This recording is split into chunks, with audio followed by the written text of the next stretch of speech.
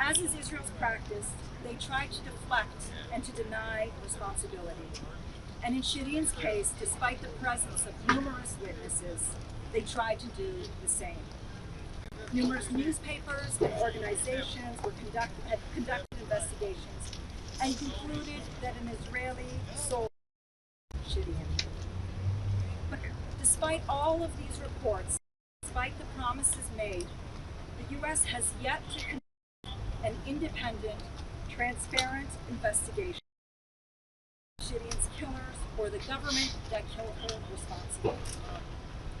As a result, the family has come here to seek an investigation, to seek justice, to seek accountability for Shireen's murder.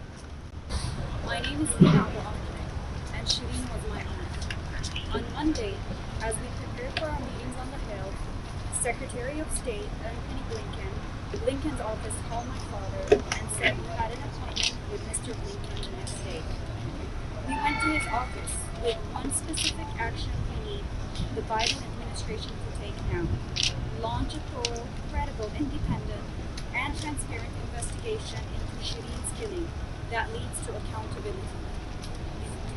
Any family of a U.S. citizen who is killed abroad expects their government to put its resources behind an investigation. This is the very least the Biden administration must do. They cannot rely on Israel's word. War criminals cannot investigate their own crimes. Too many Palestinian families suffer every day, as our family is suffering now. They all deserve to live in safety with their families. They all deserve justice. They all deserve freedom. We made this demand clear to Secretary Blinken, but he did not make us any promises.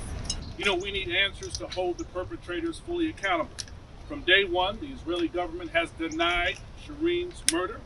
There is no reason for them to be conducting an investigation. You may not like that, but that's the truth. It makes it more important for our government to conduct our own investigation. Shireen needs justice. Every American killed abroad is entitled to our protection. Every human killed, American or not, deserves justice, Palestinians included, Black folks included. We want answers. We need to ensure that these answers are accurate, that they are transparent, and that they are timely. When it comes to Israel, even as they kill Americans, including 78-year-old Ahmad Assad, who was on his way from just playing cards with his cousin. You know, I was in my 20s. I don't know if you know this, Lina. I was in my 20s when I heard the killing of Rachel Corrie, how she was run over with a bulldozer by Israel. I knew when her family didn't get justice that Israel would have impunity for future killings of Americans.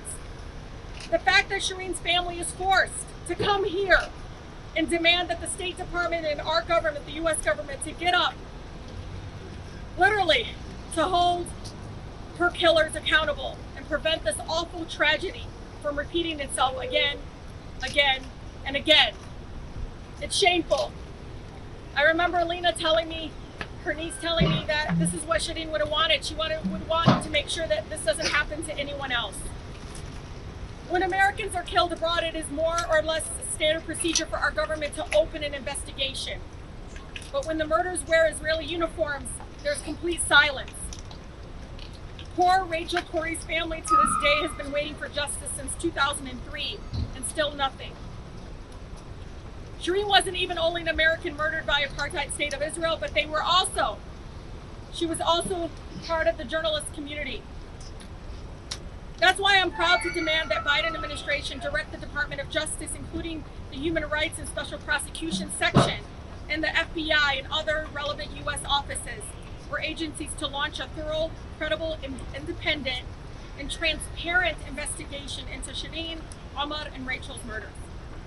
We're here today as colleagues representing more than 80 members of Congress who have called on the State Department and the Department of Justice to conduct an independent U.S. investigation into the killing of Shireen Abu Akleh. Multiple human rights groups, including the Israeli human rights group B'Tselem, and a number of news organizations, including the Washington Post, CNN, and the New York Times, have conducted investigations that echo what shot and killed Shireen while she was on duty wearing a clearly marked press vest. The U.S. must commit to launching its own credible, independent investigation.